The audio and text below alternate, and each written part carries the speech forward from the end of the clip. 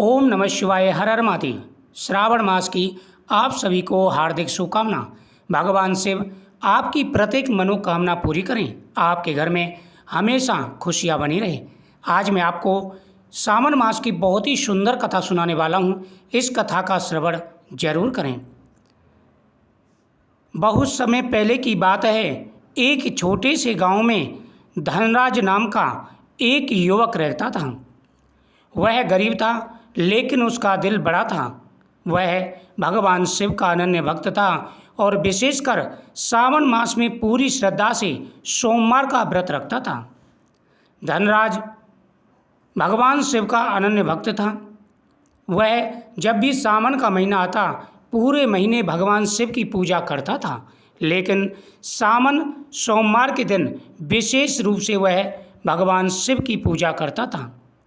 सोमवार का व्रत रखता, शिवलिंग पर जल चढ़ाता और ओम नमः शिवाय मंत्र का जाप किया करता था।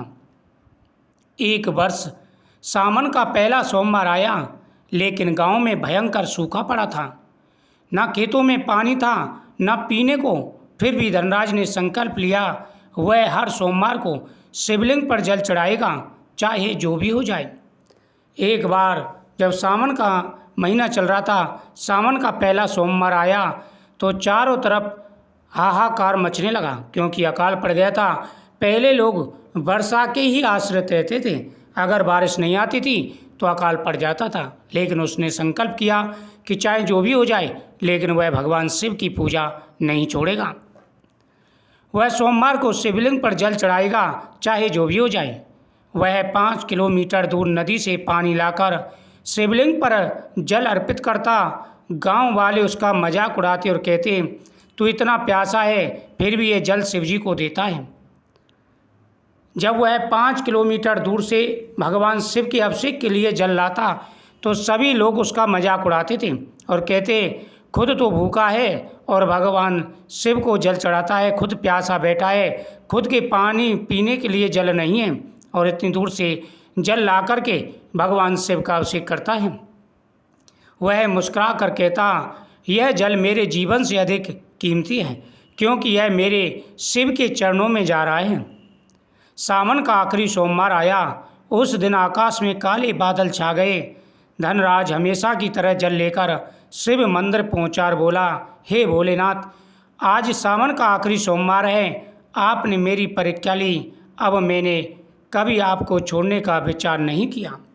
सावन के सभी सोमवार के व्रत रखे। जब सावन का आखिरी सोमवार आया तो उसने भगवान शिव से कहा कि प्रभु, मैंने पूरे महीने नियम के साथ में आपकी पूजा की, सभी सोमवार का व्रत रखा और आज सावन का आखिरी सोमवार है और मैंने आपकी पूजा नहीं छोड़ी।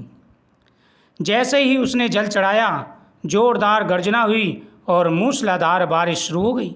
सारे गांव के तालाब भर गए, खेतों में हरियाली लौट आई। जैसे उसने अभिषेक किया, अभिषेक के बाद चमत्कार होता है, पूरे गांव में वर्षा होने लगी। बादल गिराए, धुआंधार मूसलाधार बारिश होने लगी। गांव के लोग खुशी के मारे नाचने लगे।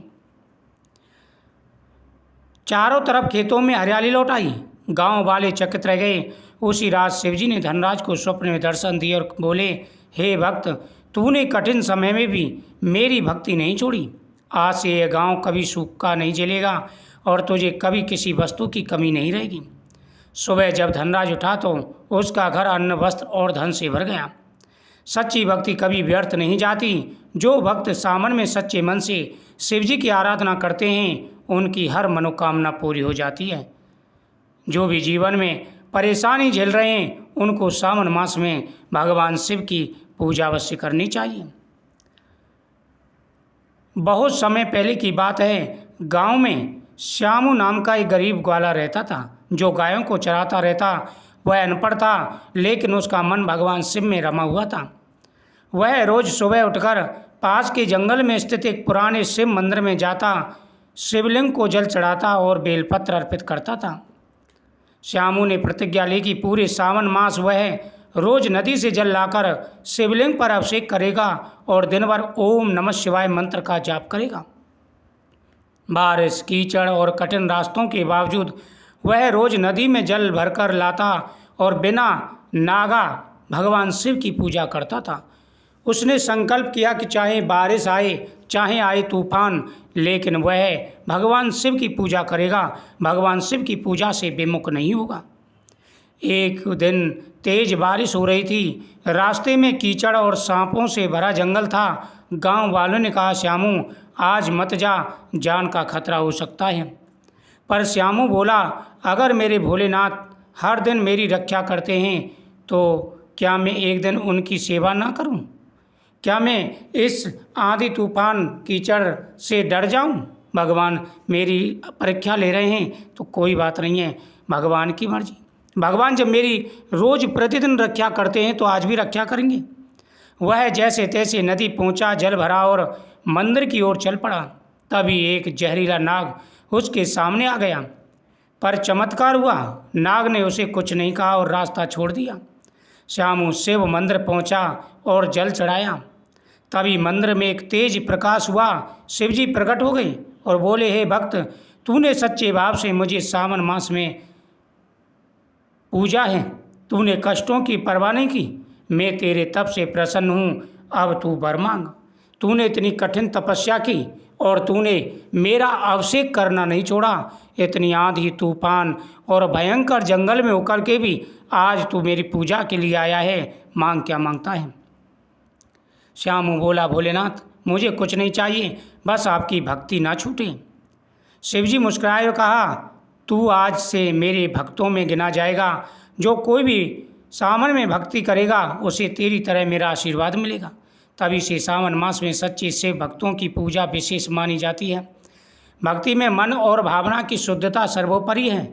कठिनाइयों में भी जो भक्ति नहीं छोड़ता उसे भगवान अवश्य दर्शन देते हैं। भगवान परीक्षा लेते हैं अपने भक्त की, देखते हैं कि क्या यह सच्चा भक्त है या सिर्फ दिखावा कर रहा है। अगर सच्चे मन से भगवान शिव की पूजा की जाए तो भगवान शिव प्रसन्न होकर के अवश्य ही मनोरथों को पूरा करते हैं, सभी की मनोकामना पूरी होती है।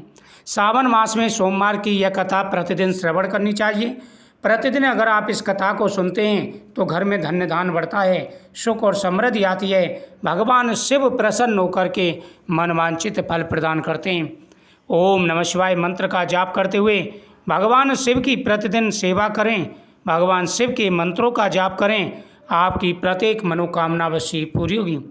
ओम नमो भगवते वासुदेवाय नमः, ओम नमः शिवाय आदि मंत्रों का जाप करते हुए महाकाल भोलेनाथ की पूजा अवश्य करें। भगवान प्रसन्न होकर के आपकी हर मनोकामना अवश्य पूरी करेंगे। ओम नमः शिवाय, हर हर महादेव।